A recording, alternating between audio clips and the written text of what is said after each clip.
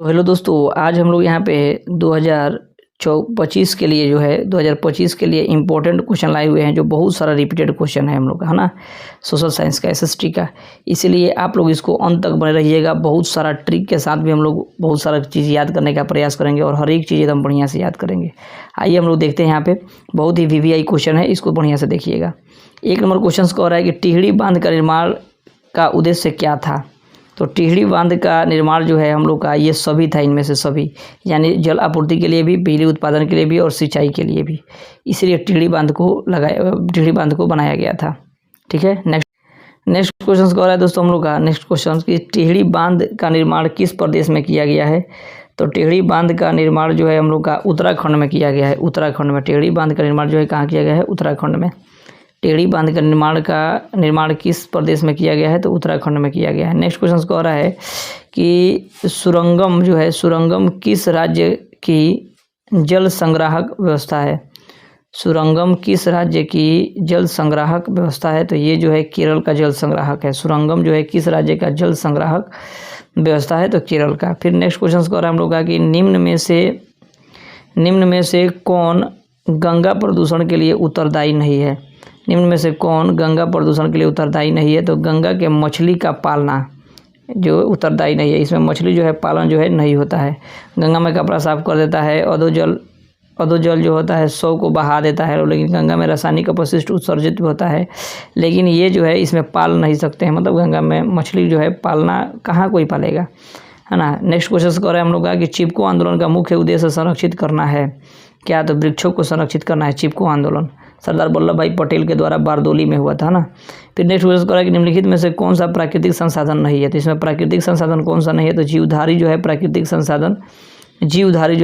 संसाधन नहीं है।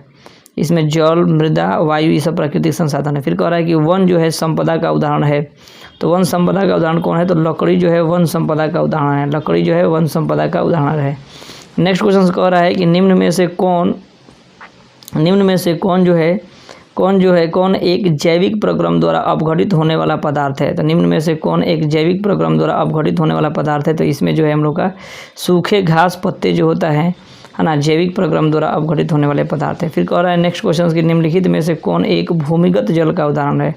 तो भूमिगत जल का उदाहरण क्या आंसर हो जाएगा, कुआं हो जाएगा, जिसको भूमिगत जल से हम लोग पीते हैं पानी।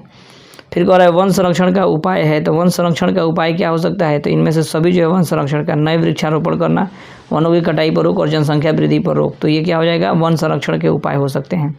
फिर हम लोग का नेक्स्ट क्वेश्चन कह रहा है कि निम्नलिखित में से कौन सा बायोगैस ईंधन का स्रोत नहीं है। बायोगैस ईंधन का स्रोत नहीं है। तो ये जो है हम लोग का नाभिकीय ऊर्जा जो है बायोगैस ईंधन का स्रोत नहीं है, नाभिकीय।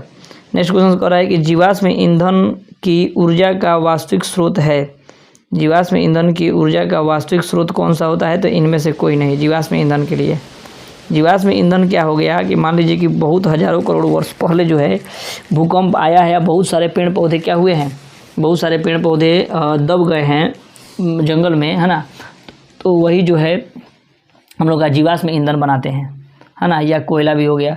लेकिन ये जो है हम लोग का इसमें से कोई भी जीवाश्म ईंधन नहीं हो गया। नेक्स्ट क्वेश्चन कर रहे हैं हम लोग का कि गर्म जल प्राप्त करने के लिए हम सौर जल ऊष्मक का उपयोग किस दिन नहीं कर पाते हैं। तो बादलों वाले दिनों में जो है हम लोग गर्म जल प्राप्त करने के लिए हम सौर जल ऊष्मक का प्रयोग नहीं कर सकते हैं। जिस दिन बादल होगा उस दिन कहाँ से सूर्य उगेगा ही नहीं, तो सौर ऊर्जा का यूज कहाँ होगा, नहीं हो पाएगा, है ना। फिर कह रहा है CFC का पूरा नाम क्या है। तो CFC जो होता है हम लोग का क्लोरोफ्लोरोकार्बन होता है। क्लोरोफ्लोरोकार्बन जो होता है, क्लोरोफ्लोरोकार्बन, सी नंबर ऑप्शन। जो ये जो है हम लोग को ओजोन परत को क्षय करने में O3, ओजोन परत का फार्मूला क्या आता है, O3, और इसी को क्षय करने में बहुत ही कारगर होता है। लेकिन इसीलिए क्लोरोफ्लोरो इसे किससे निकलता है, तो ये सब रेफ्रिजरेटर, फ्रिज, है ना, रेफ्रिजरेटर या मान लीजिए AC से ये सब निकलता है। फिर नेक्स्ट क्वेश्चन कह रहा है कि हिमाचल प्रदेश की प्रचलित पारंपरिक जल संरक्षण संरचना है। हिमाचल प्रदेश की प्रचलित पारंपरिक जल संरक्षण संरचना है कौन, तो कुल है। कौन है, कुल है। नेक्स्ट क्वेश्चन कह रहा है हम लोग का, नेक्स्ट क्वेश्चन दोस्तों हम लोग का कह रहा है कि विश्व के संपूर्ण जल का कितना प्रतिशत जल समुद्र में पाया जाता है। तो समुद्र में पाया जाता है ये 79%, है ना। विश्व के संपूर्ण जो है जल कितना प्रतिशत समुद्र में पाया जाता है, तो ये जो होता है हम लोग का 97% पाया जाता है समुद्र में, और 3% में ही हम लोग यूज करते हैं पीने में, और सब जितना भी काम होता है इसका यूज करते हैं। कह रहा है गैर पारंपरिक कह रहा है हम लोग का कि गैर पारंपरिक ऊर्जा स्रोत कौन सा है, तो पवन ऊर्जा जो है गैर पारंपरिक है। पवन ऊर्जा, सौर ऊर्जा, ये क्या है, गैर पारंपरिक है। लेकिन पारंपरिक कौन सा हो जाएगा, तो डीजल, कोयला, पेट्रोल, ये सब क्या है, पारंपरिक है। समझ में आ रहा है। तो यही होता है मेन हम लोग का। फिर कह रहा है कि प्राकृतिक जो है संसाधन नहीं है। कौन जो है प्राकृतिक संसाधन नहीं है, तो जीवधारी। अभी हम लोग क्वेश्चन पढ़े हैं, जीवधारी जो है प्राकृतिक संसाधन नहीं है। नेक्स्ट क्वेश्चन कह रहा है कि वन्य प्राणियों के विलुप्त होने का मुख्य कारण क्या है, तो वन्य प्राणियों के विलुप्त होने का मुख्य कारण जो है निर्वनीकरण है। निर्वनीकरण यानी हम लोग वनों को भी काट रहे हैं इसी तरह, इसलिए जो है वन्य प्राणियों को विलुप्त होने का यही सब कारण है।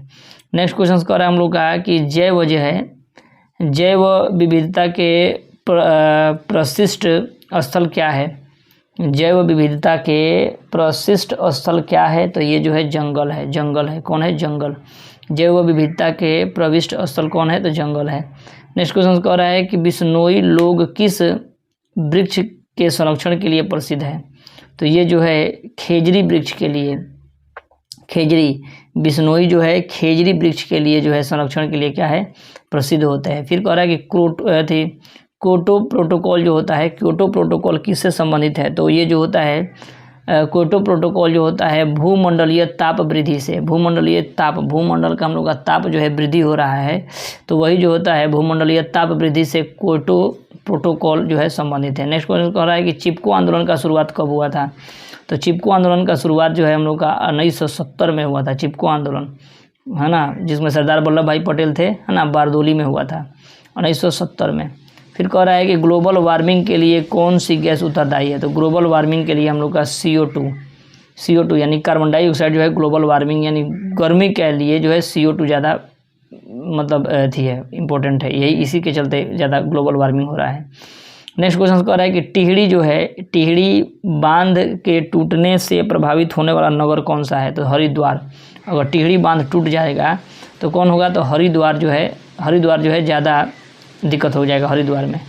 फिर नेक्स्ट क्वेश्चन कह रहा है कि टिहरी बांध का निर्माण किस नदी पर हुआ है, तो टिहरी बांध का निर्माण जो है गंगा नदी पर ही हुआ है। टिहरी बांध का निर्माण किस नदी पर, गंगा नदी पर। फिर कह रहा है कि पर्यावरण दिवस कब मनाया जाता है, तो 5 जून को पर्यावरण दिवस मनाया जाता है, और टिहरी बांध गंगा नदी पर है, और टिहरी बांध टूट जाने से हरिद्वार में जो है दिक्कत होना स्टार्ट हो जाएगा। फिर कह रहा है हम लोग चिपका आंदोलन का संबंध गढ़वाल के किस गाँव से है, तो ये जो है रेनी गांव से है। चिपको आंदोलन का संबंध गढ़वाल के किस गांव से है, तो रेनी गांव से है। किस गांव से, तो रेनी गांव से। फिर कह रहा है कि अमृता देवी बिश्नोई पुरस्कार किस क्षेत्र में दिया जाता है, तो ये जो होता है जैव संरक्षण के रूप में। अमृता देवी भी जो है ये भी जो है ये क्या कहते हैं, पेड़ पौधों को संरक्षण बहुत करती थी, है ना, इसीलिए इसको जैव संरक्षण के पुरस्कार के रूप में भी इनको दिया जाता है ना। किस क्षेत्र में दिया जाता है, तो जैव संरक्षण के सिद्धांत में। फिर हम लोग का नेक्स्ट कह रहा है दोस्तों हम लोग का कि प्राचीन मानव की सबसे पहली आवश्यकता क्या थी, तो सबसे पहली आवश्यकता जो है हम लोग का क्या है, तो भोजन है। सबसे पहले आवश्यकता जो है हम लोग का भोजन है, उसके बाद आवास, उसके बाद वस्त्र, उसके बाद आवास।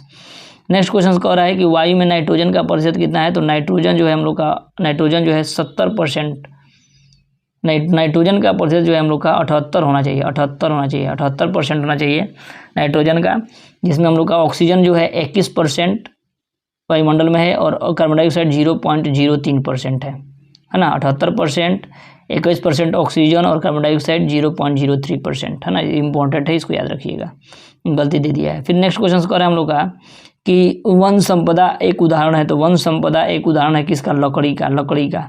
नेक्स्ट क्वेश्चन कर रहे हैं दोस्तों हम लोग का कि राजस्थान के किस ग्राम में चिपको आंदोलन हुआ था, तो राजस्थान के किस गांव में हुआ था, तो ये जो होता है खेजरी में हुआ था, खेजरी में, है ना। महिलाओं ने जाने दी थी, किस गांव में चिपको आंदोलन के क्रम में महिलाओं ने जाने दे दी थी अपना, तो खेजरी में जाने दे दी थी, खेजरी में, खेजड़ी में जो है जान दे दी थी। अब हम लोग नेक्स्ट वीडियो में दोस्तों और भी इंपॉर्टेंट क्वेश्चन लाने का पूरा प्रयास करेंगे, है ना। तो इस चैनल पर नए होंगे तो चैनल को सब्सक्राइब कर लीजिएगा। 2025 के लिए सभी क्वेश्चंस को पढ़ाया जा रहा है कि आप लोगों को कोई भी दिक्कत नहीं होगा और आराम से आप हर एक चीज़ याद कर लीजिएगा। चलिए मिलते हैं नेक्स्ट वीडियो में, तब तक के लिए जय हिंद दोस्तों।